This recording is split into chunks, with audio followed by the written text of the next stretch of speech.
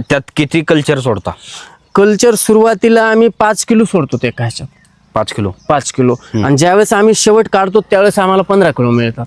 बर, मग आता ते तयार झालेला जो खात आहे तो कसा विकता तुम्ही नेमका? तयार झालेला खत हे असा चहापत्ती सारखा असतो. हम्म.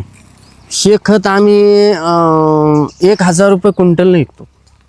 1000 क्विंटल ना? क्विंटल. बर, आणि हा इथं- कुठं विक्री इथं- केला जातो? ह्यात गांडूळ असतात का? नाही, त्याच्यामध्ये गांडूळ नसतात, पण अंडे असतात. बर. ह्याच्यामध्ये भरपूर प्रमाणात अंडे असतात. आपण जर हे शेतीत पेरलं की तुम्हाला 20 दिवसाच्या नंतर आपल्याला गांडूळ निघतात. हे काय आता खत आहे, याच्यात गांडूळ आहेत काय. ह्या